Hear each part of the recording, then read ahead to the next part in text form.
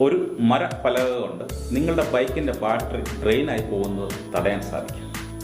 ഇങ്ങനെയുള്ള 25 ടിപ്പുകളാണ് നമ്മുടെ ഇന്നത്തെ വീഡിയോയിൽ ഉൾക്കൊള്ളിച്ചിരിക്കുന്നത്. ബൈക്ക് ലവേഴ്സിന് അല്ലെങ്കിൽ ഇരുചക്ര വാഹന പ്രേമികൾക്ക് ഇന്നത്തെ വീഡിയോ തീർച്ചയായിട്ടും ഉപകാരപ്പെടുന്നതാണ്. വീഡിയോ മുഴുവനായി കാണുക, ഇഷ്ടപ്പെട്ടാൽ ലൈക്ക് ചെയ്യുക, ഷെയർ ചെയ്യുക. ഇങ്ങനെയുള്ള automobile tips and tricks video കാണാൻ താല്പര്യമുള്ളവർ നമ്മുടെ ചാനൽ സബ്സ്ക്രൈബ് ചെയ്ത് ബെല്ലൈക്കൺ പ്രസ് ചെയ്യാനും മറക്കാതിരിക്കുക.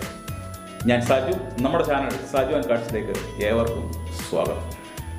Tip number 1, self starting function ഉള്ള ബൈക്കാണെങ്കിൽ രാവിലെ സ്റ്റാർട്ട് ചെയ്യുമ്പോൾ കിക്ക് സ്റ്റാർട്ട് ചെയ്യുന്നത് നിങ്ങളുടെ ബാറ്ററിയുടെ ലൈഫ് കൂട്ടാൻ നിങ്ങളെ സഹായിക്കും. രാവിലെ ചോക്ക് ഉപയോഗിച്ച് സ്റ്റാർട്ട് ചെയ്താൽ കൂടുതൽ നേരം ക്രാങ്ക് ചെയ്യുന്നത് അവോയ്ഡ് ചെയ്യാൻ നമുക്ക് പറ്റുന്നതാണ്. വാഹനം സ്റ്റാർട്ട് ചെയ്ത് കഴിഞ്ഞാൽ കുറച്ച് നേരം ഐഡിൽ വെക്കുക. നമ്മുടെ എഞ്ചിൻ്റെ ഓയിൽ അതിൻ്റെ എല്ലാ ഭാഗങ്ങളിലും എത്താനുള്ള ഒരു മിനിമം ടൈം കൊടുക്കുക. അതിനുശേഷം മാത്രമേ വാഹനം റേസ് ചെയ്യാൻ ശ്രമിക്കുക. നമ്മുടെ ബൈക്ക് വാഷ് ചെയ്യുമ്പോൾ വെള്ളം കോരി വെറുതെ മുകളിലേക്ക് ഫുള്ളായിട്ട് ഒഴിക്കാൻ ശ്രമിക്കരുത്. പകരം അതിൻ്റെ ECU പോലുള്ള ഭാഗങ്ങൾ കവർ ചെയ്ത ശേഷം അല്ലെങ്കിൽ അത്തരം ഭാഗങ്ങൾ ഒഴിവാക്കി ആവശ്യമുള്ള ഭാഗങ്ങൾ മാത്രം വെള്ളം സ്പ്രേ ചെയ്ത് വാഷ് ചെയ്യുവാൻ പ്രത്യേകം ശ്രദ്ധിക്കുക. നമ്മുടെ ബൈക്ക് പോർച്ചിലൊക്കെ നിർത്തിയിടുന്ന സമയത്ത് അതിൻ്റെ സീറ്റിൻ്റെ മുകളിൽ എന്തെങ്കിലും ഒരു കവർ വിരിച്ചിടുവാൻ പ്രത്യേകം ശ്രദ്ധിക്കുക. കാരണം ചെറിയ മൃഗങ്ങളൊക്കെ ഉണ്ടെങ്കിൽ അതിൻ്റെ നഖങ്ങൾ കൊണ്ട് ഈ സീറ്റുകളൊക്കെ ഡാമേജ് ആവാൻ സാധ്യതയുണ്ട്. ബൈക്കിൻ്റെ പെട്രോൾ ടാങ്കിൻ്റെ മുകളിലൂടെ നമ്മുടെ സിബൊക്കെ ഫിറ്റ് ചെയ്ത് പ്യൂർ കവർ കോട്ടിങ് ഇട്ട് വെക്കുന്ന ഒരു ശീലം എല്ലാവർക്കും ഉണ്ട്. ഇങ്ങനെ ഉണ്ടെങ്കിൽ ഇടയ്ക്കൊക്കെ ഈ കവർ ഒന്ന് പൊക്കി നോക്കുക. ഇതിൻ്റെ അടിയിൽ ഈർപ്പം നിന്നിട്ട് പെട്രോൾ ടാങ്കിൻ്റെ മുകൾ വശം തുരുമ്പ് എടുക്കാൻ സാധ്യതയുണ്ട്. അതുപോലെ വാഹനം കുറേ നാളത്തേക്ക് പാർക്ക് ചെയ്യുകയാണെങ്കിൽ, പ്രത്യേകിച്ച് ലോക്ക്ഡൗൺ ഉള്ള സമയങ്ങളിൽ നമ്മൾ വാഹനത്തിൽ ഒരു ഹാഫ് ടാങ്ക് പെട്രോളെങ്കിലും നിറച്ച് വെക്കാൻ ശ്രദ്ധിക്കുക. അല്ലെങ്കിൽ ടാങ്ക് തുരുമ്പെടുക്കുന്നത് വളരെ വേഗത്തിലാവാൻ സാധ്യതയുണ്ട്. നമ്മൾ ബൈക്ക് സൈഡ് സ്റ്റാൻഡിൽ വെക്കുമ്പോൾ സൈഡ് സ്റ്റാൻഡിനും നമ്മളുടെ തറയ്ക്കും ഇടയിലായിട്ട് ഒരു മരപ്പലക വെക്കാൻ ശ്രദ്ധിക്കുക. എർത്തിങ് മൂലം സ്റ്റാറ്റിക് ഡിസ്ചാർജ് ഉണ്ടാവുന്നത് തടയാനും അതുമൂലം ബാറ്ററി പെട്ടെന്ന് ഡ്രെയിനായി പോകുന്നത് ഒഴിവാക്കാനും നമുക്ക് സഹായിക്കും. അതുപോലെ തന്നെ നമ്മുടെ വാഹനം സെൻട്രൽ സ്റ്റാൻഡാണ് നമ്മൾ വെക്കുന്നതെങ്കിൽ സെൻട്രൽ സ്റ്റാൻഡും തറയ്ക്കും ഇടയിലായിട്ടൊരു റബ്ബർ മാറ്റ് വെക്കുക. അല്ലെങ്കിൽ റബ്ബർ മാറ്റിന് മുകളിലായിട്ട് സെൻട്രൽ സ്റ്റാൻഡ് വെച്ചിട്ട് വാഹനം വെക്കുവാൻ പ്രത്യേകം ശ്രദ്ധിക്കുക.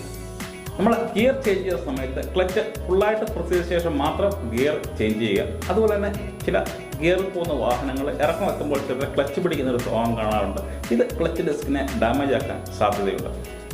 ഒരു ബൈക്ക് ഒരാൾ ഓടിക്കുന്നതാണ് വളരെ നല്ലത്. പലരും യൂസ് ചെയ്യുന്നത് ബൈക്കിൻ്റെ ലൈഫിനെ ബാധിക്കുന്നതായി കണ്ടുവരുന്നുണ്ട്.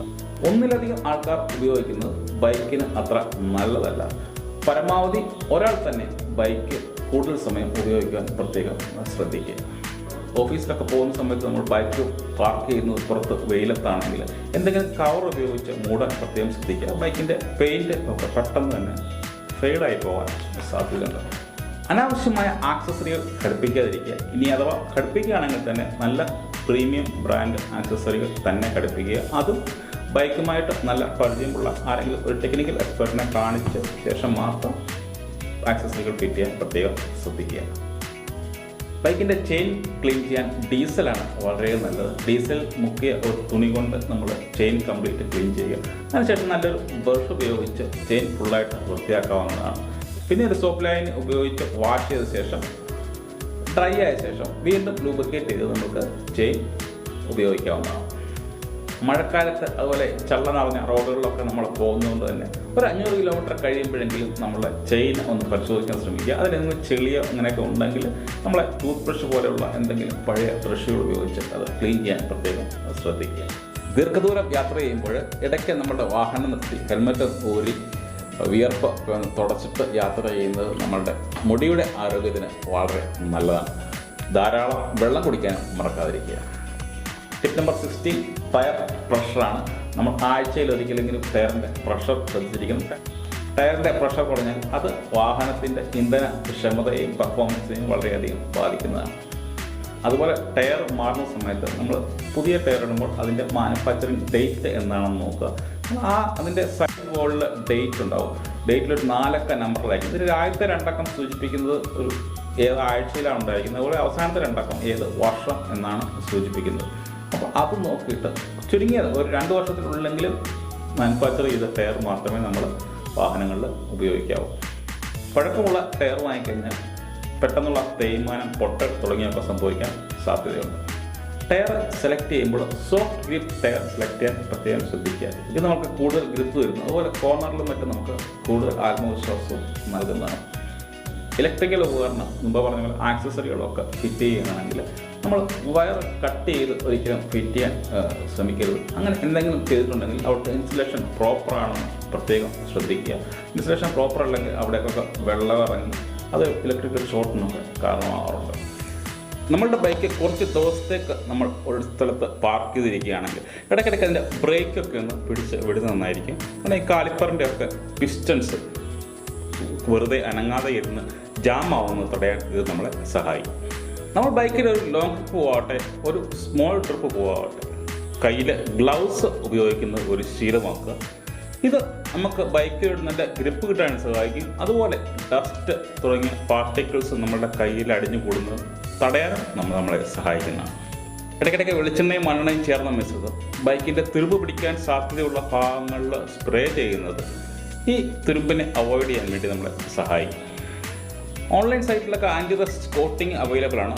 ഇത് നല്ല ക്വാളിറ്റി ഉള്ളത് വാങ്ങിച്ചു കഴിഞ്ഞാൽ നമുക്ക് തന്നെ ഇത് ഉപയോഗിക്കാവുന്നതാണ്. ഇത് ഉപയോഗിച്ച് കഴിഞ്ഞാൽ തുരുമ്പിനെ തടയുന്നതിൽ നമ്മളെ വളരെയധികം സഹായിക്കുന്നതാണ്. മുമ്പ് പറഞ്ഞ പോലെ ദീർഘനാളായിട്ട് വാഹനം നിർത്തിയിടുകയാണെങ്കിൽ വാഹനം സെൻട്രൽ സ്റ്റാൻഡിൽ തന്നെ വെക്കാൻ ശ്രദ്ധിക്കുക. നമ്മൾ സൈഡ് സ്റ്റാൻഡിൽ വെക്കുകയാണെങ്കിൽ ബൈക്കിൻ്റെ ഒരു കുറച്ച് ലോഡ് രണ്ട് ടയറിലുമായിരിക്കും വരിക. നമ്മൾ കുറേ അധികം നാൾ ഇങ്ങനെ ടയറിൽ ലോഡ് കൊടുത്ത് ഒരേ സമയത്ത് നിർത്തുന്നത് ടയറിന് ലൈഫിന് നല്ലതല്ല. ഇറങ്ങി വരുമ്പോഴേ ഇന്ധനം ലാഭം നോക്കി ബൈക്ക് ഓഫാക്കുന്ന ഒരു രീതി കണ്ടുവരുന്നുണ്ട്. ഇത് തീർച്ചയായിട്ടും അവോയ്ഡ് ചെയ്യേണ്ടതാണ്. ഇത്തരം സന്ദർഭങ്ങളിൽ നമുക്ക് ബ്രേക്കിന് സ്ഥിരത ഉണ്ടാവില്ല. അതുപോലെ വാഹനം സ്കിഡാവാനുള്ള ചാൻസും വളരെയധികമാണ്. കൃത്യമായ ഇടവേളകളിൽ സർവീസ് ചെയ്യാൻ മറക്കാതിരിക്കുക. കാരണം ബൈക്കിൻ്റെ ആയുസ്സിന് ഇത് വളരെയധികം നമ്മളെ സഹായിക്കുന്നുണ്ട്.